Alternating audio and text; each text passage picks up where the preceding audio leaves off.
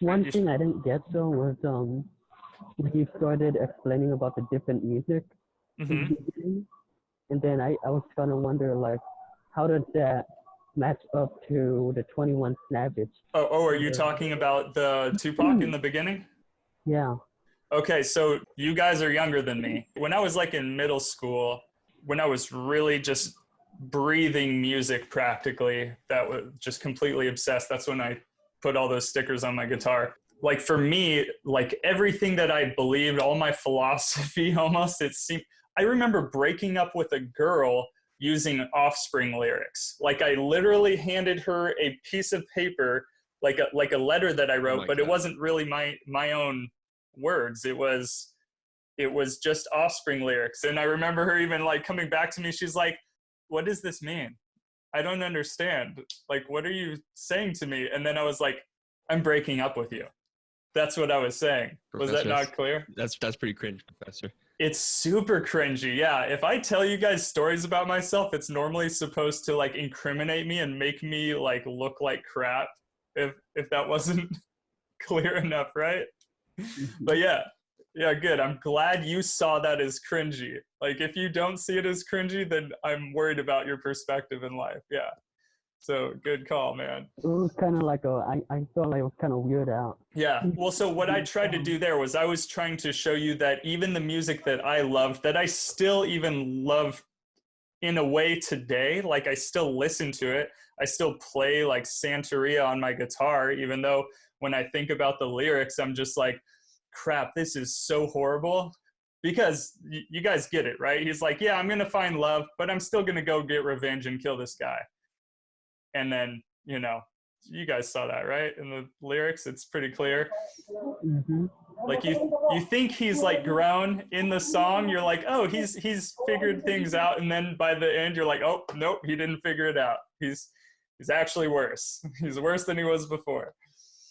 So like the whole idea of that stuff being so influential for me, trying to show you that even if it's a song that you love, you should be willing to look at it with a different perspective. Like, yeah, even though I really love this song, I work out to it or whatever it is, I should still be able to look at it and be like, yeah, the philosophy in it, it's teaching me something bad. So word of warning is don't pick a song that you love. It took me years to be able to get to that point, to like leave the music behind for like a decade and then come back to it, to be able to step back from it, to really be able to analyze it. If you love it, the chances of you being able to look at it objectively are going to be very bad. Like I've had so many students that they're like, oh no, I can totally do this. If you come out thinking that like Charlie Puth songs are like deep, then and that you're like there's something really good in them, then I know that you're not going to do this well. Does that make sense? So Like like if, because I've had students, they're like, oh no, this really is a realistic and a good message song that's like helping spreads. I don't know. My whole point is it's very difficult for students to take the music that they love right now and be able to look at it like, no, this is actually shit. And it doesn't have to be shit. It could be a good song, genuinely good, that you can work with. But the chances of that being true, of it being a popular song, you get how you're only working with popular songs here too, right? It's not like that underground stuff that's like actually deep, because that stuff doesn't get played on the radio. That stuff isn't what wins awards that celebrities dance in the music videos of. Did you see that part where all the girls are dancing to the Maroon 5 song and you're like, do you know what he's saying though?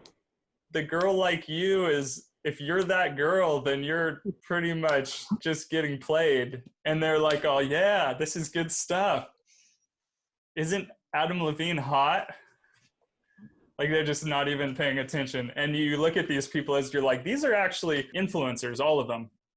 They're people who are looked up to. They're not just like, no Kardashians are in that video, I don't think, right?